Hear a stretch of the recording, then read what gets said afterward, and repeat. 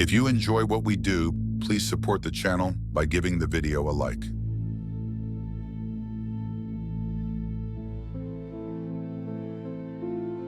Daniel's day began much like any other, as he awoke at dawn and climbed out of his bed, stretching and yawning loudly, before adjusting his weary eyes to the morning sunshine creeping in through the blinds.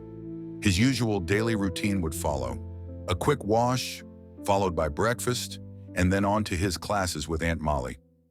His daily chores around the farm would be completed during the afternoon, and finally he could enjoy a couple of hours' play in the woods before dinner and nightfall. And tomorrow, it would all start over again. Daniel sighed aloud as he grabbed his clothes and hastily got himself dressed. The community where his family lived was a fine place, or so his parents kept on telling him. They were safe here. The farm produced most of what they needed to live on, and their mysterious benefactors provided the rest. Everything here ran smoothly. There was rarely anything out of the ordinary occurring, and for a teenage boy like Daniel, it was all incredibly boring. Thank God for Sally. She was the only interesting person in the whole place, Daniel's best friend and the one who kept him sane. The day dragged on. The classes were a bore. There were 4 families and 7 children in their community, 5 of whom were old enough to attend Aunt Molly's home school, held in the community's village hall. Molly didn't have a family of her own, and so she took responsibility for many of the admin jobs for the community, including the education of the kids. Aunt Molly was a nice woman. Daniel liked her because she didn't patronize the kids like most of the other adults did.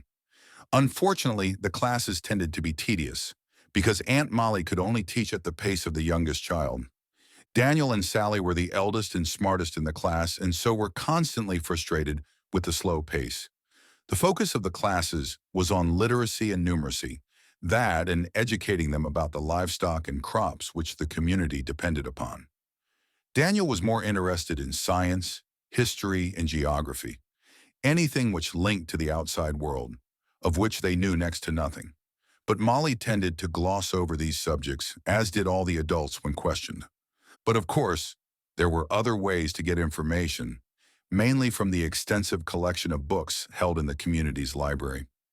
Daniel used to think reading was a waste of time, but Sally had introduced him to the beauty of the written word, of entire worlds in which you could immerse yourself as a means of escaping the mundane every day. And now the boy was hooked, devouring every book he could get his hands on. The morning school session finally came to an end, but Daniel would spend his afternoon helping out on the farm. Everyone has to pitch in, as his father always said. Today he was tasked with feeding the hens and mucking out the cows. Not exactly glamorous work, but it had to be done, and at least it got Daniel out in the fresh air. The sun was out today, and the weather was fine, as it usually was. The clouds and rain tended to come when the grass, plants, and crops needed it. The weather changed with the seasons, but not dramatically so. Daniel had never seen snow or even experienced a violent storm. He'd only read about them in books. There were no extremes of weather here. No extremes of anything, in fact. The adults always told him that this was the perfect place to live. But, from Daniel's perspective, this community was undeniably dull. The small rural community consisted of 4 family-sized log cabins, 1 community hall, 2 wells, 1 windmill, and a half-dozen cow sheds, outhouses, and grain silos. The village was surrounded by about 25 acres of cultivated land and fields set aside for grazing. The community kept cows, sheep, and poultry in addition to growing grain for making bread. Beyond the farmland was a ring of dense woodland. The community elders chopped down the occasional tree for firewood or building material, but otherwise rarely bothered with the forest. Daniel, Sally, and the older kids were allowed to play in the woods in daylight, and often took Aunt Molly's dog Rufus for walks under the trees. However, the youngsters were banned from going into the woods at nighttime, for reasons which their parents never satisfactorily explained. And beyond the trees was a body of clear and calm water. This water surrounded them on all sides, meaning the community lived on an island in the middle of a small lake. The mainland was clearly visible on the horizon, only about half a mile across the water. But, to Daniel's immense frustration, it was unreachable. None of the children had ever been taught how to swim, and there were no bridges or boats. The adults were particularly cagey and defensive when asked about the far shoreline, warning their children never to go near the water because it was dangerous. Despite the warnings, Daniel and Sally went down to the lake on a regular basis, glancing across at the land on the other side, wondering who or what was over there. Regardless of the mundane nature of their daily chores, there was an excitement in the air that afternoon because today was the day when the Flyers arrived. The Flyers were the greatest mystery of all as far as Daniel was concerned. Once a week, they emerged from the clear blue skies, appearing as if by magic before descending and landing in the village's small central square. The Flyers shared the skies with the ravens and songbirds, but that's where the comparison ended. They were not living creatures, but rather machines. Robot was the term Daniel had read in the library's encyclopedia, but he had no idea how the Flyers worked or how they were built. Nevertheless, one or more of these aircraft arrived like clockwork at the beginning of every week, bringing the villagers vital supplies which they could not grow or produce themselves on the farm, including medicines, tools, equipment, books, various luxury items, and, of course, the vitamin supplements which they all had to take daily. These were the regular supply flyers, but there were specialist machines for other situations, like medical drones which arrived when someone was seriously ill, injured, or when a woman was pregnant. When such a thing happened, the sick party would disappear into their hut with a medical robot in tow, and usually they'd emerge fit and healthy in a couple of hours, or at most a day or two. Daniel didn't know what went on behind those closed doors, what miracles of science these robots performed to heal a broken leg or deliver a baby. He didn't even know where the Flyers came from or who sent them. Predictably, the adults were tight-lipped on this matter as well, only saying that the Flyers were dispatched by their so-called benefactors, good and kind people who made sure the villagers were safe and well cared for. It didn't add up, and Daniel's curiosity could not be quelled so easily. That's why he continued to come out and watch the arrival of the Flyers along with the rest of the community. The kids gathered at the front of the crowd, closest to the grassy landing zone. The younger ones were yapping away excitedly. The Tolan children, Jard, Samuel, and Teresa, Tom and Angela's daughter Lucy, and Sally's younger brother Zach. Daniel liked to act superior, given his age, but he was excited too. And then Sally arrived. It had only been a couple of hours since he'd last seen her, but still his heart skipped a beat when he set his eyes upon her auburn hair, dark brown eyes, and angelic smile. "Hiya, Dan," she said with a smirk. "Long time no see." "Ha ha, very funny," he said, instantly regretting his uncool response. Sally had been Daniel's best friend for pretty much his whole life. He'd never thought of her as a girl before. Growing up, she was more like a sister than anything, but his feelings towards her had changed recently. Daniel didn't quite know what to do with these strange and unfamiliar new emotions, but he didn't dare tell Sally because he feared she did not feel the same way. And so, he tried to play it cool, pretending that everything was normal. "So," Daniel said once he'd recovered from his mild embarrassment, "are you ready for today's snooze fest?" "Yeah," Sally replied with a chuckle. "The arrival of the Flyers, highlight of our day. Whoever said nothing happens in this place?" "Yeah, we're the center of the universe," Daniel replied. They enjoyed their shared joke until the multiple aircraft suddenly emerged on the skyline, appearing as if from nowhere, as they always did. The kids shouted out excitedly, while Daniel, Sally, and the assembled adults looked upwards in expectation. There were a few excited murmurs from even the elders when they realized 3 Flyers were approaching rather than the usual 2. The murmurs turned into shocked gasps when they saw the cargo carried by the 3rd aircraft, because on top of the Flyer rode a human man. Daniel looked on in amazement as the craft hovered over the grassy patch coming into land. "Am I seeing things?" Sally asked. "Who is that guy?" "I don't know. I've never seen him before," Daniel replied. That much was true. Their community was small and tight-knit. Everyone knew everyone else intimately, and there hadn't been any newcomers to the village since Daniel was a child. Soon all 3 Flyers had landed, but the 2 craft carrying the cargo and supplies were ignored, as all present focused upon the newcomer as he climbed off his perch and cautiously made his way across the grass toward the group. Aunt Molly looked as confused as everyone else, but she took her responsibility as the community matriarch seriously, and so she stepped forward with a forced smile on her face and her hand outstretched as she greeted the new arrival. "Good afternoon, sir," she said amicably. "Welcome to our village." The man did not respond, nor would he accept Molly's hand of friendship. Daniel looked over the new arrival, quickly realizing he was unlike any man he'd ever seen before. The newcomer's age was hard to guess. His face was hard and weathered, his eyes tired and weary. He had a visible scar across his right cheek, and when he walked it was with a limp. The guy looked nervous and skittish, like an animal who'd been attacked and feared it would happen again. Molly slowly lowered her hand, but her smile never dipped.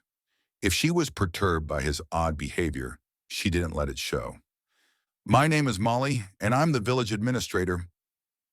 There was a tense and silent pause as the man glared at her, not speaking, before he finally answered. "Kane," he mumbled. "Kane is my name. They sent me here." Molly smiled and nodded. "Well, you're very welcome, Kane. And I'm sure you're tired after your journey, and seeing so many new faces at once must be daunting. Why don't we speak privately in the community center, and I'll fill you in on how things work around here?" Kane didn't look at all enthusiastic, but he nodded his head in a meek agreement and followed Molly towards a large wooden cabin. The rest of the crowd soon dispersed, the children following the adults as they all engaged in excited chatter. Soon Daniel and Sally were left alone, as apparently their parents had forgotten about them during the excitement. "Well?" Sally asked. "Well, what?" Daniel replied. "Well, aren't you curious? Don't you want to know what's really happening? We know the adults are hiding things from us. Don't you want to find out the truth?" "How?" he asked in confusion. "They're going to the hall. Aunt Molly and the weird guy. We can hide underneath the window and listen in. No one will see us." "I don't know," Daniel replied nervously. "What are you? Chicken?" Sally taunted. That sealed it. The boy couldn't bear to lose face in front of the girl, and so he agreed to her risky plan. Sally took him by the hand, and he felt his heart pounding as he followed her to the hiding place. The young couple took up position underneath the open window of the community hall, remaining completely silent as they listened intently to the conversation occurring inside. Daniel felt a rush of adrenaline, knowing what he was doing was technically wrong and against the village rules. This was his small act of rebellion, and being here with Sally only added to his excitement. They heard movement from inside the building, soon followed by muffled conversation. For a moment, Daniel feared they wouldn't be able to hear, but then the voices grew louder. "So, Kane," said Aunt Molly, her tone somewhat nervous, "I apologize for the lack of a formal welcome, but we had no idea you were coming." The man grunted but made no further reply. "We will find you accommodation, get you new clothes, and any personal items you need. We're a tight-knit community here, and we all look out for each other. The farm is fully functional. We rear cows for milking, keep hens for fresh eggs, chickens for the pot, and shear sheep for wool. We're pretty much self-sufficient, in fact, but anything we can't produce locally is supplied by our benefactors." "Very generous of them," Kane answered sarcastically. There was a tense pause before Molly spoke again. "Tell me, Kane, where did you live before?" "Facility number 7, he spat with hatred. "Dear God," Molly exclaimed in horror. "You've heard of it then?" Kane asked. "We heard stories in the early years, but I always thought they were just that, stories." "Oh, 7 is real, all right," Kane confirmed. "I was sent there as a punishment for disobeying the rules of my community. I was only there a few months, but it was hell. I was wounded in an attack." He paused briefly as if remembering something terrible. "The masters fixed me up, and I guess they took pity on me, because I got sent here." Another pause followed before Molly spoke again. "Well, Kane," she said in a soothing voice, "I'm very sorry for what you've been through, but it's over now. You'll be safe here. You know, you're lucky to be alive." "Yeah, I really hit the damn jackpot," Kane replied angrily. Daniel couldn't see their faces, couldn't read their body language, but he could hear the tension in Auntie Molly's voice when she next spoke. Okay then. Well, I'm sure you're tired and need time to adjust to your new surroundings. Please make yourself at home and relax while I prepare your bunk. Dinner is at 6 and tomorrow we'll discuss your work schedule. Also, and this is very important, Kane, you must take your supplement pills every day. Trust me, they will make you feel better. Sure, whatever, he replied dismissively. Molly didn't even say goodbye before leaving the hall, shutting the door behind her. Daniel and Sally waited until Molly walked out of sight before leaving their hiding place and running for cover. What was all that about? Sally asked in confusion. No idea, Daniel answered, but there's something not right about this new guy. Aunt Molly knows what it is, but she isn't telling us the truth. We need to keep an eye on them, Sally said. Find out what's going on. Yes, Daniel agreed. He was eager to dig deeper into the mystery, but also wanted to spend more time with Sally. She smiled sweetly and he reciprocated as the boy and girl made a secret pact to uncover the truth. The incident occurred the next morning, coming totally out of the blue. Daniel saw it all as he was walking to his morning classes. The newcomer Kane was meant to be starting his first day of work, but he didn't get far. Daniel's father Kane and the other men were gathered outside the supplies shed, lifting their tools for the day's work ahead. Kane had just been handed a pitchfork when Saul butted in, grabbing the tool and claiming it as his own. Saul was an excitable 18-year-old orphan who'd come to live in the village when he was a 4-year-old child. He'd been brought up by the community elders, but had always been something of a black sheep, frequently getting himself into trouble and rubbing people up the wrong way. Saul was a pain, but was also fairly harmless. He'd probably grabbed the pitchfork as a childish prank, and doubtless the other men would have put things right given a chance. But Kane's reaction took everyone by surprise.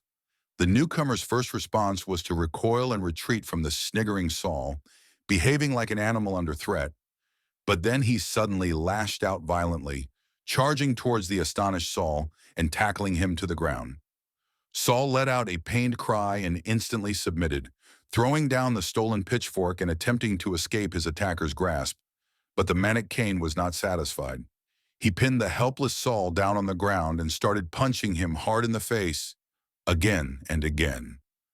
Daniel watched on in abject horror, frozen in shock and unable to look away from the violent scene. The brutal beating seemed to go on forever, with each punch producing a sickening crack as Kane's bloodied fists hit home. Saul screamed for mercy, but to no avail. Blood was pouring from a deep gash on the boy's forehead, but still Kane would not stop. For a horrible moment, Daniel was sure that he was going to kill Saul. But finally the other men intervened, grabbing hold of the vicious attacker and pulling him off his victim. Kane continued to fight, spit, and curse as the men struggled to control him. Daniel saw the wild look in the man's eyes, and it was truly terrifying. He wondered how they would subdue the violent maniac, but then his attention was drawn upwards. Two flyers approached at speed. One was a standard model, but the second was a type Daniel had never seen before, with two elongated tubes attached to the undersides of each wing. Kane also saw the flyers, and he took the opportunity presented by the distraction to break free and make a run for it, but he didn't get far. The second flyer turned in midair to pursue him, quickly firing two dart-like missiles from the tubes on its wings. The darts struck the fleeing Kane in his back, causing him to yelp in shock before he fell to the ground and stopped moving. Daniel's father and the others ignored the immobilized attacker and ran to the aid of the badly beaten Saul, whose face was a bloody, barely recognizable mess. Daniel continued to watch the pair of flyers as they worked in perfect unison. The first dart-firing aircraft pulled up and the second ducked down, extending a pair of mechanical grabbers and lifting Kane's limp body, carrying him up into the air with ease. Soon the two aircraft disappeared into the blue sky, taking Kane with them. Meanwhile, the men began carrying the now unconscious Saul towards the community hall, as a third flyer, a specialist medical unit, flew in to treat him. Soon Daniel was left standing alone in the square, shaking his head in disbelief at what he just witnessed. The whole ugly incident had lasted no more than a couple of minutes, but Daniel knew nothing would ever be the same after this. The shocking and unprecedented incident was soon covered up.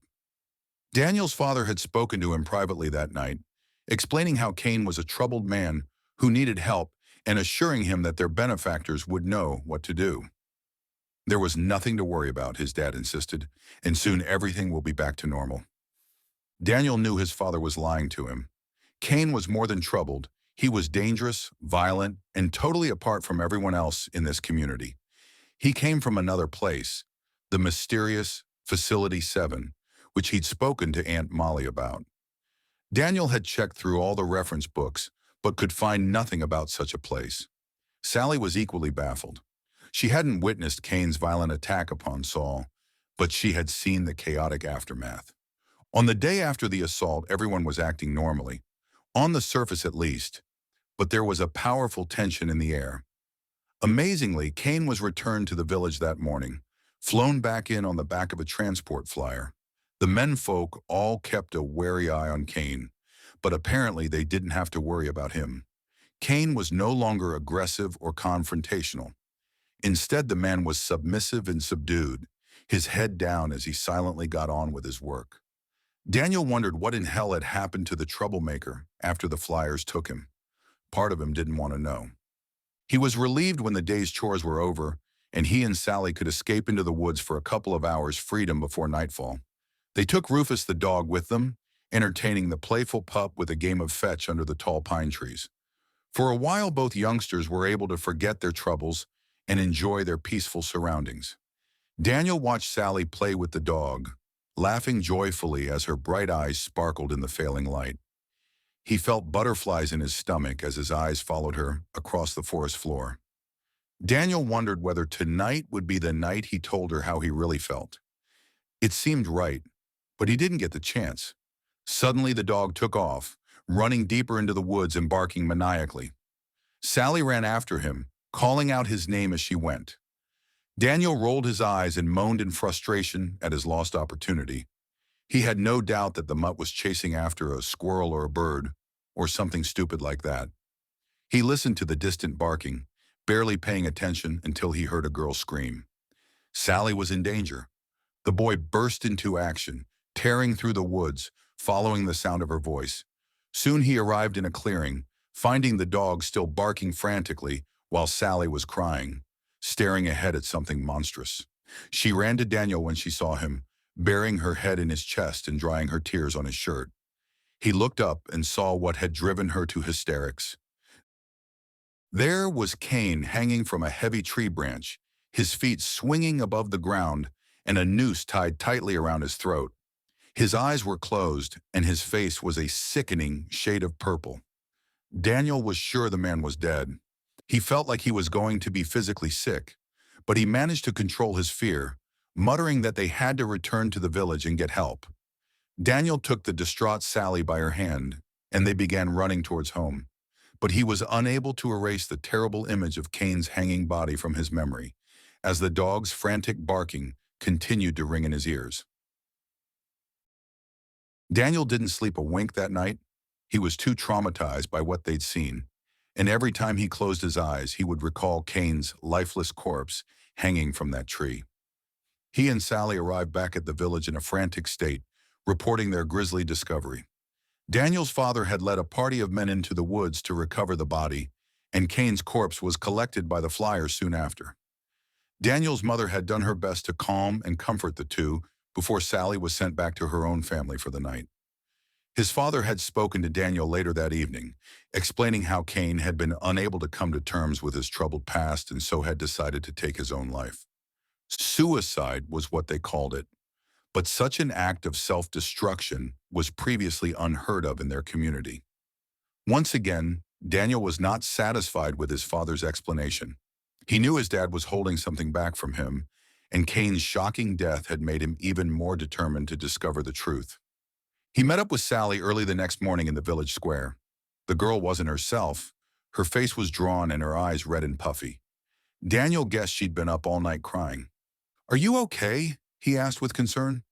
"Yeah," she replied, brushing it off. "What did they tell you, Dan?" she asked. "Nothing much," he admitted. "My dad said Cain killed himself. That's probably true. He was a pretty messed up guy. But it still doesn't explain where he came from and why they sent him here." And who are they, anyway? Sally interrupted. Who are these people who control our lives and send the flyers? We've never seen them, and our parents won't tell us anything. You know, Dan, I've been thinking about this for a while now, and I reckon there's only one way we're going to learn the truth. We need to leave this island. For a moment, Daniel thought he'd misheard. Wait a minute, he exclaimed. You want to leave the community? But that's impossible. Why is it impossible? Sally shot back. We're surrounded by a narrow stretch of calm water. We can see the land on the far side. All we need to do is reach it. But how? It's water for crying out loud. We can't walk across it, and we don't know how to swim. We don't need to swim, Sally answered with a coy smile. All we need is a raft. Now Daniel was totally baffled, not to mention a little bit scared. A raft, he repeated in a baffled tone. Yes, Dan, a raft. We can build it ourselves. There are books in the library which will tell us how. All we need is logs and cord to bind it together.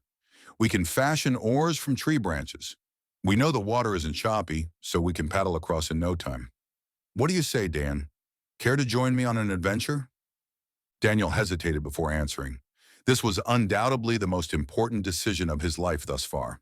He was very nervous but didn't want Sally to know it. What she was suggesting was radical, a clear breach of the community's laws and a challenge to their parents' authority. He knew it was wrong, but that made Sally's proposal all the more enticing, and it meant spending more time with the girl he liked, hopefully impressing her with his bravery. Yeah, he suddenly blurted. Yeah, I'm in. Good, Sally answered with a satisfied smile on her lips and a sparkle in her eye. Well, we better get started then. We've got a lot of work to do. And so, their adventure began, although neither knew where their act of rebellion would lead. It took them a week to finish the raft. They could have completed the task much sooner, except Daniel insisted on caution. They stole only small quantities of wood and rope from the communal stores each day so to avoid detection. Sally took charge of the raft's construction, consulting her textbook and instructing Daniel accordingly. They tested the craft for strength and durability, and, after a couple of short test runs on the water, both were satisfied that the boat would float and bear both of their weights, while the oars they'd carved out of tree branches would help propel them across the lake and towards the far shoreline. Daniel didn't know how far it was to the other side. Sally reckoned it was only a couple of 100 yards, but he thought it was farther. Not that it would matter if the raft sank or fell apart halfway across. There was no way of telling how deep the lake was, but Daniel had waded out to test the waters, getting 20 yards or so before the water came up to his shoulders. Their journey would be dangerous, he was sure of this. Even if they made it across the lake without drowning, there was no way of telling what they would find on the other side. What if the land across the water was populated by violent maniacs like Cain? What if they were attacked? Even at this late stage, as they stood on the shore ready to cast off, Daniel still had grave doubts, and he seriously considered backing out. But Sally was determined and would go ahead with the mission regardless. So he would rather be by his best friend's side than let her face the danger alone. And so the two teenagers stood on the muddy shore, their self-built raft before them, and their crude oars in hand. Daniel looked into Sally's eyes and his heart beat faster as she spoke. Well, Dan, would you care to do the honors? The boy nodded his head as Sally stepped onto the raft. He gave it a firm push, casting the craft out onto the open water. Daniel soon waded in after, jumping aboard the flimsy craft, and only just managing to stabilize it before they capsized. The first 50 yards of paddling were the scariest, especially after they went out of their depth. For a terrifying few minutes, Daniel was sure they would sink and drown, but the water was calm and steady, and thankfully their raft held together. Before long, Daniel and Sally had synchronized their strokes, and soon they were making good progress towards the other side. The couple were able to relax as their journey continued, appreciating the solitude and beauty of their surroundings, the blue sky and shining sun above them, and the clear water and shoals of swimming fish underneath them. Daniel admired the nature all around him, but the greatest beauty of all was the girl sat beside him. It was Sally who'd gotten them this far, her bravery, determination, and adventurous nature. He had fallen for her, no doubt about it. Daniel couldn't deny it any longer. He was in love with the girl and had to tell her, no matter what the response. Daniel opened his mouth to speak when suddenly they hit a wall. It was only a small bump, but the impact almost threw them both into the water. "What the hell was that?" Sally exclaimed in shock. "Don't know," Daniel answered in puzzlement. "Maybe we hit a rock." But he wasn't convinced. The raft had stopped dead in the water and would not move forward. He inspected the lake underneath their boat but could see nothing. No rocks, no obstructions. Next, Daniel looked to the far shoreline. Something wasn't right here, but he couldn't quite put his finger on it. The land appeared to be close, perhaps less than 100 yards away, but somehow it didn't look real. It was as if the shoreline in front of him was a moving picture, if such a thing was possible. Suddenly, the image flickered as the light seemed to fade momentarily. For a moment, Daniel thought his eyes were playing tricks on him, but Sally had seen it too. "What happened there?" she exclaimed. Daniel didn't answer. Instead, he cautiously lifted his oar and used it to poke at the air in front of him. He was astonished when his oar hit something solid, a wall that wasn't there. And then it dawned on him. The shoreline wasn't there. It was an optical illusion, an artificial image projected against a giant glass screen. It was all an enormous fake. Daniel was still trying to come to terms with his extraordinary discovery when there was a further unexpected development. The false image flickered again, except this time the picture wasn't restored. Instead, there was darkness, or to be more specific, a dark flowing water. "My God," Sally swore. Daniel glanced at the girl briefly and saw the fear in her eyes. He shared her sentiments. None of it made any sense. They were floating on water, but there was a wall of water directly in front of them, apparently sealed behind glass or some other transparent material. It was like they were trapped inside of a reverse goldfish bowl. But how was this possible? In a matter of seconds, Daniel and Sally's world had been completely turned upside down. Everything they thought they knew about their world had been revealed to be a lie, but the greatest shock was still to come. Daniel looked up and suddenly saw them. Three creatures, animals of an undeterminable species, their large bodies glowing in the dark water as they swam towards the glass. Daniel had never seen an octopus or squid, but he'd seen pictures in books, and this was the closest comparison he could draw. Before him swam a trio of monstrous, giant, squid-like creatures with protruding and flapping tentacles, fluorescent skin, and huge saucer-sized white eyes with dark black pupils in their center. On the surface, they appeared to be mere beasts, but when he looked closer, Daniel swore he could see an intelligence in the way they moved and observed him. Daniel simply stood upon the raft, frozen in terror as he stared at these unexplainable monsters and as they glared back at him, floating just on the other side of the glass. It was Sally who broke him from his fear-induced paralysis. She cried out in terror when she saw the creatures, stepping backwards and falling into the lake. Daniel moved quickly, leaning over the side of the boat and grabbing Sally's arms, before pulling her back on board. He made sure the girl was safe before turning back towards the glass barrier. The creatures were gone, leaving behind only dark water, and then a second later, the artificial image was restored, and Daniel once again found himself beholding the false shoreline. Normality was apparently restored, but they were far from safe. Suddenly, their attention was drawn to the blue skies above them, as three flyers appeared from nowhere, approaching their exposed raft at great speed. Daniel recognized two of the craft as being grabbers, while the third was an attack drone, the same type which had fired darts at Kane to knock him out. Realizing the imminent danger, Daniel grabbed hold of the soaking wet Sally, attempting to shield her body behind his, but it was already too late. The attack drone fired a dart at high speed, striking Sally square in the chest. She yelped in pain before passing out in Daniel's arms. The boy screamed out in anger but knew he could do nothing. There was no escape, no choice but to let them take him.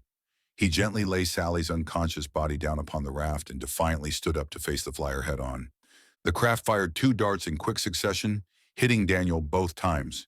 He felt the sharp pains in his chest and then found himself falling backwards, off the side of the raft, hitting the water with a heavy splash.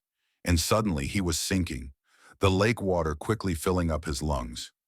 Daniel was sure he was going to die, and yet he felt quite calm as his eyes closed and everything went black. Daniel awoke slowly, his eyes struggling to adjust to the light. He felt very groggy, his body ached, and it hurt whenever he took a breath. The boy eventually realized he was lying down in his own bed, back in his family home. How was this possible? Suddenly it all came back to him. The illicit boat trip, their startling discovery, the attack by the flyers, darts fired, Sally knocked out, and then he was falling, sinking down into the water and slowly drowning. And yet, here he was. For a moment, Daniel hoped it had all been a terrible nightmare. But then he looked down at his bare chest and saw bandages covering the wounds where the knockout darts had hit him. His next feeling was one of panic. He was here, alive and safe. But where was Sally?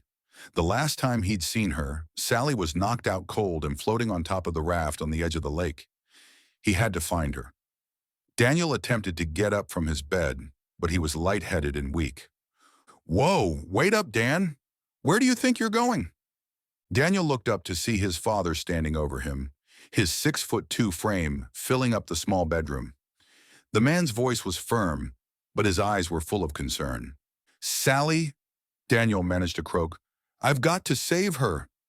"Sally is safe," his father replied confidently. "The flyers picked her up and brought her home. She only took one dart, so she woke up before you did. She'll be fine, but is probably feeling as hungover as you are right about now. Besides, you're in no condition to go anywhere. You need your rest." Daniel wasn't convinced, but he was too weak to argue with his father right now, and so he meekly returned to bed, while his father returned to the chair in the corner of the room. "Well, son," the old man continued, "you know you're lucky to be alive. One of the flyers plucked you from the lake. Otherwise, you'd have drowned. Those tranquilizer darts they used were powerful. You've been out cold for over 24 hours. We were worried you wouldn't wake up. Your mother was sitting with you all through the night. She's resting now, which is probably just as well, because it gives us a chance to have a talk, man to man." Daniel was confused, and it wasn't just due to his weakened physical state. "Aren't you angry with me?" he asked. His father shrugged his shoulders before replying, "A bit. You disobeyed the community's rules and put both yourself and Sally at risk. But you're a clever boy, and sooner or later, I always figured you would discover the truth." Daniel was astonished by his father's sudden candidness, and he wanted to find out more. "We saw something out there," he said hesitantly. "The lake is surrounded by a giant glass dome, and on the other side, there were monsters, horrible sea creatures watching us. I thought it was all a nightmare." "But it wasn't, was it? Those monsters are real, aren't they?" "Yes," his father confirmed. The man almost looked relieved to finally be able to tell the truth. "Yes, they are real. Not only that, but the creatures you saw are our benefactors, or maybe a better description would be our owners." Daniel felt a surge of excitement, but also fear. What his father was telling him was unbelievable, but he still didn't fully understand. "What do you mean, owners?" he asked in puzzlement. His dad looked thoughtful, and there was a lengthy pause before he answered. "Tell me, son, have you ever heard of a zoo?" Yes," Daniel answered in confusion. "I've read about them in books. A zoo is a place where wild animals are kept in captivity and people come to visit them. I always wished I could visit one." "You've done better than that, son," his father answered. "You're living inside of one." Daniel suddenly felt nauseous. He didn't like where this was going, but had to know the full truth. "You see, son, our generation still remembers what the earth was like before they came. The fall happened when your mother and I were young, about your age, in fact. It was all so sudden, a bolt out of the blue. We never found out where they came from or why they attacked us. The first we knew of their existence was when their massive ships appeared in orbit and started pounding the planet's surface with their superweapons, wiping out entire cities and countries in a matter of hours. The world's militaries joined forces and tried to fight back, but their technology was vastly superior to ours, and so we could offer no serious opposition. Virtually the entire human population, billions of people, were wiped out within 48 hours, and the planet's surface was left virtually uninhabitable. Only a handful of us survived the genocide, but the invaders hunted us down and took us as prisoners, bringing us to places like this, where we're held and secretly watched over by our masters. Perhaps they're studying us, or maybe we're just here to entertain them. Either way, they let us live in peace and provide whatever we need through the flyers. Daniel was in a state of complete shock. His entire world had just been turned upside down, and he felt as if he'd been living in a dark cave for all his life, suddenly emerging to see the terrible light. He had so many questions that he hardly knew where to start. "I don't understand," he exclaimed in dismay. "Where is this place? Are you saying we're not living on Earth?" "No, son," his father answered solemnly with a shake of his head. "The Earth is destroyed. We are many light years from our home planet, on board one of their massive colony ships, deep in space. This, everything around us, is an artificial construct designed for us to live inside. As you've already figured out, the lake is in fact a moat of water surrounded by an enormous dome. Everything inside the glass is manufactured. The air we breathe, the grass under our feet, the sun in the sky, and the moon and stars at night. None of it is real." Daniel's head was spinning. He felt like he was going to be physically ill. "But why?" he exclaimed in disbelief. "Why would you accept this, Father? They're keeping you as a slave, locked up, and you just let them." "What else can I do?" his father snapped, with a hint of anger now evident in his voice. "They control everything, have the power of life and death over every one of us. Resistance is useless. And besides, we have a good life here, a safe place to live, wanting for nothing. Believe me, son, it could be a lot worse." "We're their pets," Daniel muttered, shaking his head in disbelief. "Yes, in a manner of speaking," his father replied. "But look, son, I realize how hard it must be to take this all in, but you have to accept the reality. One day before too long, you'll be an adult, and hopefully you'll marry and have children of your own. Then you'll understand. You'll see the sacrifices a man must make for his family." "I don't think I can ever accept this," Daniel answered, his hardened voice full of defiance. His father sighed and shook his head in despair. "The thing is, son, our benefactors aren't always benign masters. They will punish those who repeatedly break their rules. Do you remember Cain? Remember what he was like when he came to us? This isn't the only human habitat maintained by our masters. There are others, and not all of them like this. The habitat Cain came from, Facility 7, is designed to showcase mankind's more base, violent instincts. The inhabitants are made to fight each other, hunt down their fellow human beings with primitive weapons, often killing one another. Cain was wounded in one such fight, and so they brought him here. But the trauma of what he'd suffered was too much for him to bear. That's why he attacked Saul and then killed himself. So you see, son, if you continue to rebel, the aliens will punish you, but also those close to you, like your mom and I, and Sally." Daniel swallowed, his body shaking. The prospect frightened him, but also made him feel even angrier. What right did these things have to do this to him and his family? How could they be allowed to get away with it? He knew it was pointless arguing further with his father. The old man's mind was set. "Well, son, you've been through a lot and need your rest." He reached over the bed and set down a single small pill on the bedside table. "Don't forget to take your supplement. It will make you feel better." With that, his father left the room, shutting the door behind him, and Daniel was left alone, staring suspiciously at the supplement pill and wondering what he would do next. He met up with Sally the next day, both having recovered from the ill effects of the knockout darts. Neither wanted to speak in the village, where prying eyes could see them, so instead they arranged to meet out in the forest, close to the shore where this had all begun. Daniel couldn't be happier to see her. Sally looked tired and worn out, but was nevertheless as beautiful as ever. Her brown eyes lit up as she ran to Daniel, embracing him with a passionate hug, which he gladly returned. "Thank you, Dan. You saved my life," she sobbed emotionally. "Huh?" Daniel replied dismissively. "Some hero. I would have drowned myself if the flyers hadn't picked me up." "I was so worried," Sally continued. "Me too. But we're safe now." The boy realized how ridiculous his words were as soon as he spoke them, because he knew they'd never be safe again. Sally withdrew from their embrace, staring out toward the water.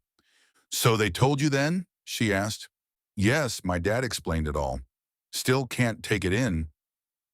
"But it makes sense, doesn't it?" Sally interjected. "It's like all the pieces have come together." "Yeah," Daniel replied, not knowing what else to say. There was a lengthy pause as both stood side by side, looking out towards the far shoreline, which they now knew was nothing more than an optical illusion. "I'm not going to do it," said Sally, breaking the silence. "I'm not going to play along with the lie." She turned to look at Daniel, and her eyes were full of an angry defiance. "Why should we let them get away with it? They destroyed the Earth. They're monsters."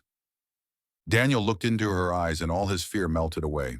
He felt the same and knew they could stand together, that they could resist the alien overlords who held them hostage.